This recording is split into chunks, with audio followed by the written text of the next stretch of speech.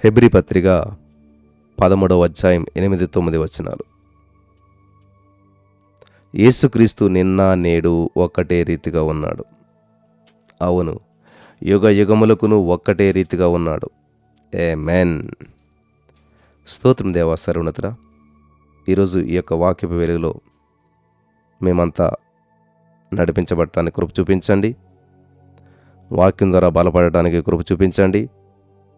సమస్త మహిమ ఘనత ప్రభావాలు మీరే తెచ్చుకొని అనేక మందికి దీవెనకరంగా ఆశీర్వాదకరంగా ఉండుటకు సహాయం చేసి నడిపించమని యేసు నామములో ప్రార్థించి పొందుకున్నాం తండ్రి. ఆమేన్. ప్రియులారా, మనలో చాలామంది వేసే ప్రశ్న, అద్భుతాలు జరుగుతాయా? ఇవి నిజమేనా? ఇప్పుడు కూడా అద్భుతాలు ఉన్నాయా? అపోస్తల కార్యంలోని అద్భుతాలు ఆగిపోయాయా అని చెప్పి చాలామంది ప్రశ్నిస్తూ ఉంటుంటారు. గమనించాలి, ఈ రోజున పరిశుద్ధాత్మ దేవుడు మన జీవితంలోనికి చాలా ప్రాముఖ్యమైన విషయాలు తెలియజేస్తూ ఉన్నాడు. అద్భుతాలు జరుగుతాయా అంటే దేవుడిలో మార్పు లేదు. నిన్న చేశాడు దేవుడు, ఈరోజు చేస్తాడు, ఎప్పుడు చేస్తాడు. యుగ యుగాలు ఒక్క రీతిగానే ఉన్నాడు దేవుడు. ఇద్దరు అక్క చెల్లెలు ఉన్నారు. వాళ్ళ పేరు బెత్, మార్గి. ఇద్దరు సిస్టర్స్ పేర్లు బెత్, మార్గి. వీళ్ళిద్దరూ కొన్ని వస్తువులు కొనుక్కోవటానికి బజార్కి వెళ్ళారు. వెళ్ళి కారును పార్క్ చేశారు. ఒక చోట కారు పార్క్ చేసి ఒక చోట కారు పెట్టి తమకు కావలసినటువంటి వస్తువులన్నీ కొనుక్కున్నారు. అవి కొనుక్కుని వచ్చేసరికి చీకటి పడిపోయింది. మరి వాళ్ళ కారు ఎక్కడైతే ఉందో అక్కడ లైట్ లేదు, చీకటిగా ఉంది.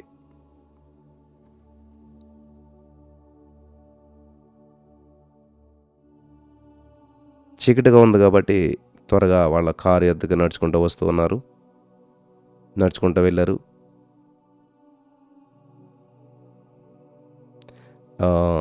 ఈ ఇద్దరు అక్క చెల్లెలు ఒక ఆమె మార్గి ఆ ప్యాకెట్లన్నీ పట్టుకుని, ఆ బ్యాగ్స్ అన్నీ పట్టుకుని గబగబా నడుస్తూ కారు వద్దకు చేరింది.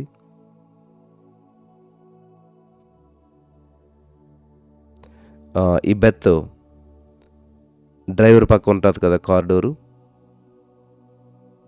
ఆ కార్ డోరు తన దగ్గర ఉన్న తాళం చేతితో తెరిచి డ్రైవింగ్ చేస్తుంది కాబట్టి ఆమె తెరిచి అక్కడ కూర్చున్నది. రెండో వైపు ఉన్నటువంటి డోరుని తెరవటానికి సిద్ధంగా ఉంది. అటువైపు డోరు తెరుతుంది అన్నమాట. ఇంకా తెరిస్తే వాళ్ళ అక్క కూడా ఎక్కుతుంది.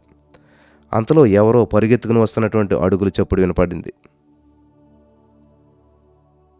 వెంటనే ఈ డ్రైవింగ్ సీట్లో కూర్చున్నటువంటి మార్గి తల తిప్పి ఇద్దరు యువకులు, మరి మగవాళ్ళు వాళ్ళ వైపు రావటం ఆ చప్పుడు వినపడింది.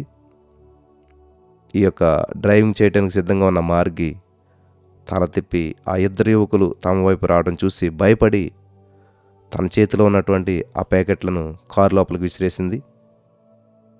తొందరగా కారు ఎక్కి డోర్ మూసేసింది. ఈ బెత్ కంగారుగా ఇగ్నిషన్ కీ తిప్పింది. అంటే ఇద్దరు లోపలికి వెళ్ళిపోయి కారు డోర్ వేసుకున్నారు. వెంటనే స్టార్ట్ చేద్దామని చెప్పి కారు కీ తిప్పుతూ ఉంది. కానీ కారు స్టార్ట్ అవ్వలేదు. ఆ ఇద్దరు యువకులు వచ్చేసారు. వీళ్ళు కూర్చున్నటువంటి కారిడోర్ లాగుతూ కిటికీ అద్దం మీద కొడుతున్నారు. ఆ అద్దం మీద కొడుతూ ఉన్నారు. చుట్టుపక్కల చూస్తే జనం ఎవరు లేరు.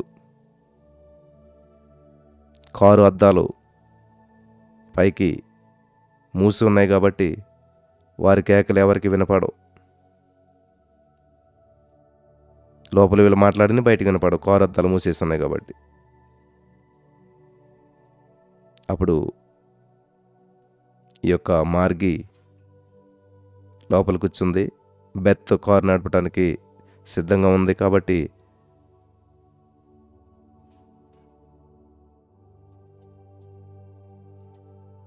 కారు స్టార్ట్ చేయి అని చెప్పి మార్గి అరిసింది.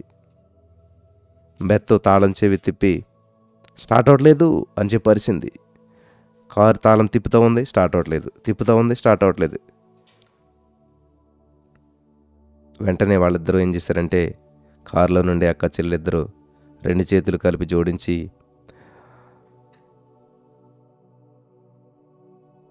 ప్రార్థన చేయటం ప్రారంభించారు.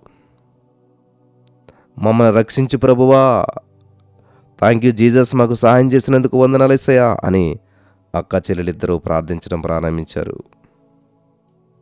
ప్రార్థించి మరలా ఈ బెడ్తో తాళం త్రిప్పింది. ఈసారి కారు స్టార్ట్ అయింది. హల్లెలూయా. ఆమె వెంటనే గేర్ మార్చి కారుని స్పీడ్గా పోనిచ్చింది. మరి కారు వెళ్ళిపోతుంది కాబట్టి ఆ ఇద్దరు యువకులు ఏం చేయలేకపోయారు. ఈ అక్క చెల్లెలిద్దరూ కలిసి ఇంటికి చేరే వరకు ఏడుస్తూనే ఉన్నారు, భయంతో ఉన్నారు, బాధతో ఉన్నారు, ఏడుస్తూనే ఉన్నారు. చివరకు ఇంటికి ఎలాగైతే చేరుకున్నారు. ఇంటికి చేరేసరికి తండ్రి వారి గురించి ఎదురు చూస్తూ ఉన్నాడు.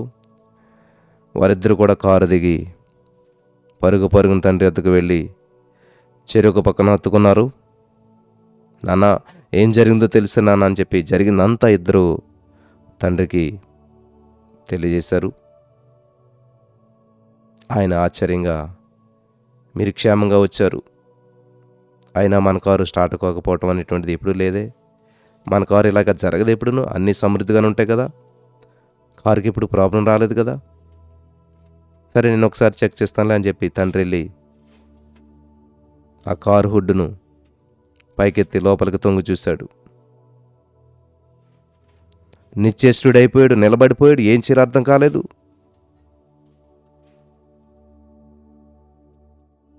బెత్ మార్గి అక్క చెల్లిద్దరూ తండ్రి అలాగ ఆశ్చర్యంగా నిలబడిపోవటాన్ని గమనించి దగ్గరికి వచ్చి వారు కూడా తొంగి చూశారు.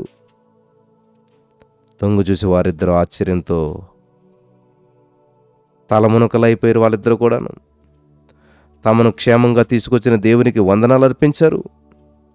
వాళ్ళకి ఆశ్చర్యం, ఏం చేయాలో అర్థం కావట్లేదు జరిగిన సిచ్యువేషన్ చూసి. ఇంతకీ విచిత్రమైన విషయం ఏంటంటే, వాళ్ళు ఎంత స్టార్ట్ చేసినా స్టార్ట్ అవ్వకపోవటానికి కారణం, ఆ కారును అక్కడ పెట్టినప్పుడు ఎవరో ఆ కారులో బ్యాటరీని దొంగిలించేశారు. అందుకనే కారు స్టార్ట్ అవ్వలేదు. వాళ్ళు ఎప్పుడైతే ప్రార్థించి కారు స్టార్ట్ చేశారో స్టార్ట్ అయిపోయింది. కారులో బ్యాటరీ లేకపోయినా సరే కారు స్టార్ట్ అయిపోయింది. కారులో బ్యాటరీ లేకపోయినా కూడా కారు స్టార్ట్ అయిపోయింది. వాళ్ళ ఇంటికి క్షేమంగా వచ్చేసారు. ప్రియులారా, అది జరిగిన సంఘటన. బ్యాటరీ లేకుండా కారు ఎలా స్టార్ట్ అవుతుంది? అదే కదా అద్భుతం అంటేని. అద్భుతం అంటే నువ్వు అనుకున్నట్టు జరిగేది కాదు. అద్భుతం అంటే నీ ఊహకు అందేటువంటిది కాదు. అద్భుతం అంటే సైన్స్ వివరించేది కాదు. అద్భుతం అంటే ఇది ఎలా జరుగుతుంది అని నీ ఊహకు అందేటువంటిది కాదు. కారులో బ్యాటరీ లేదు కానీ కారు స్టార్ట్ అయింది, దీన్ని అద్భుతం అంటారు. హల్లెలూయా. దేవుడు ఏమైనా చేస్తాడు, ఎలాగైనా చేస్తాడు. కాబట్టి వీళ్ళ జీవితంలో దేవుడు ఒక అద్భుతమైన కార్యం చేశాడు. ప్రార్థించారు, స్టార్ట్ చేశారు, స్టార్ట్ అయిపోయింది. హల్లెలూయా. సముద్రంలో ఆరిన నేల ఎలాగా? How is it possible? అంతే, దేవుడు మాటకు లోబడవలసిందే ప్రతిదీ. ఇక్కడ దేవుడు చెప్పాడు, కారు స్టార్ట్ అయింది, అంతే. ఎలాగంటే దానికి బ్యాటరీ అవసరం లేదు, ఏం అవసరం లేదు, ఎలాగైనా అవుతుంది, దేవుడు చెప్పాడు కాబట్టి.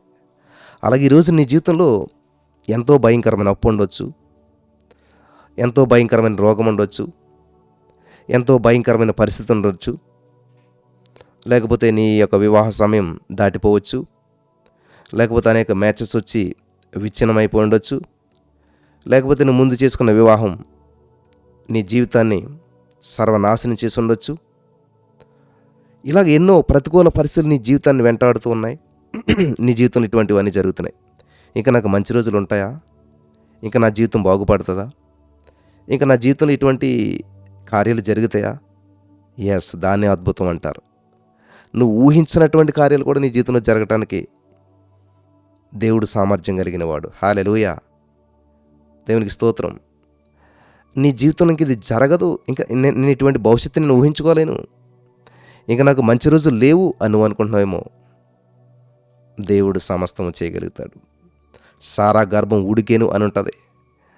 అంటే స్త్రీ ఋతుచక్రం అనేటువంటిది ఉంటుంది, అది ఆగిపోయింది.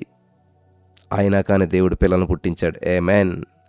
దేవుడు నీ జీవితంలో కార్యం చేయాలంటే నీ సైకిల్స్తో సంబంధం లేదు, నీ ఋతుచక్రంతో సంబంధం లేదు, నీ గర్భఫలంతో సంబంధం లేదు, హల్లెలూయా, నీ వయసుతో సంబంధం లేదు, నీకున్న జ్ఞానంతో సంబంధం లేదు, నీకున్న బ్యాక్గ్రౌండ్తో సంబంధం లేదు.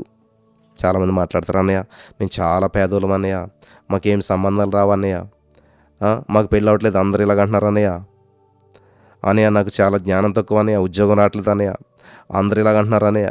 నువ్వు అందరి మాటలు పట్టించుకోవద్దు. అడుగు ఊహించి వాటికంటే గొప్ప కార్యాలు చేసేటువంటి, మన ఊహకందని కార్యాలు చేసే దేవుని వైపు చూడండి. సర్వనాశనమైపోయినటువంటి నీ గత జీవితం గురించి నువ్వు ఆలోచించొద్దు. మంచి భవిష్యత్తుని చూడు, మంచి జీవితాన్ని చూడు, మంచిని చూడు, మంచిని వెంటాడు. మన దేవుడు మంచి దేవుడు, మన దేవుడు మంచి చేసే దేవుడు. ఆమేన్. ఈరోజు నేను మిమ్మల్ని అందరినీ ఎంకరేజ్ చేస్తున్నాను నా ప్రియమైనటువంటి సహోదరి, స్నేహితురాలా. ఇంతవరకు మీ జీవితంలో ఏ మంచి జరగలేదనుకుంటున్నారా? మనకు మంచి దేవుడు ఉన్నాడు. హల్లెలూయా. నమ్మిన వారి జీవితాల్లో గొప్ప గొప్ప అద్భుతాలు, మంచిని స్వతంత్రించుకుంటారు. బ్యాటరీ లేకుండా కారు స్టార్ట్ అయింది. నమ్ముతారా? మీరు నమ్మిన నమ్మకపోయినా అది అద్భుతం. నమ్ము వానికి సమస్తము సాధ్యమే. నువ్వు నమ్మితే నీ జీవితంలో కూడా ఇటువంటి అద్భుతాలను చూస్తావు. నమ్మిన వారి జీవితంలో గొప్ప అద్భుతాలను స్వతంత్రించుకుందురుగాక. ఆమేన్.